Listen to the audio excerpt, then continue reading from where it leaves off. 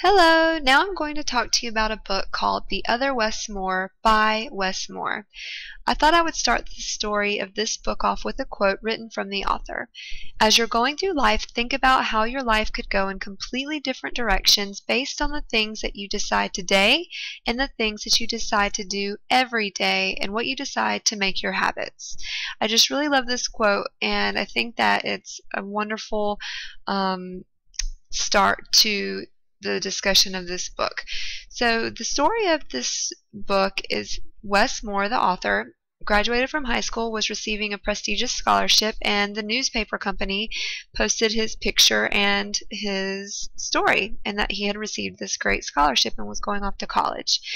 The very same newspaper posted another story about a man who had been arrested and convicted of murder and was now imprisoned.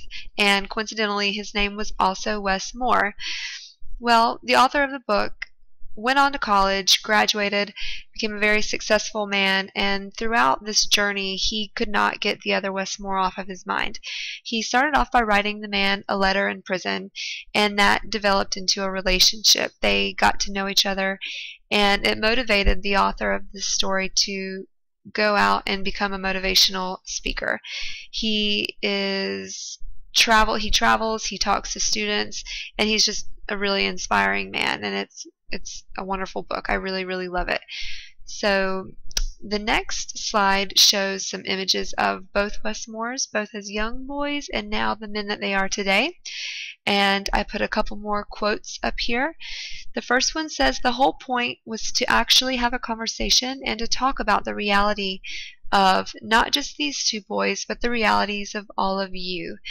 And in his motivational speeches to young people, he asks them questions like, did you make your life mean something? Why was Wes's fate sealed long before his tragedy? And I just really encourage those of you who find this book interesting to think about that in your own life. Do you consider the decisions that you make on a day-to-day basis to be decisions that can affect you in your life? Because they certainly can. So now I'm going to show you a clip of the author Wes Moore talking to young people in schools such as yourself.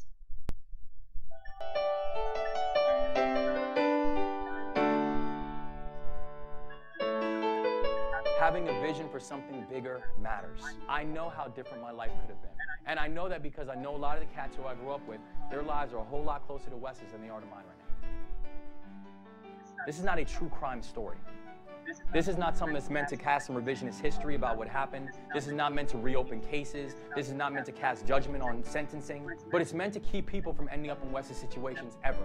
One thing I try to be very clear about, I don't want to necessarily tell people what to think. I'm just asking them to think. As you're going through life, think about how your life could go in completely different directions based on the things that you decide today and the things that you decide to do every day and what you decide to make your habits.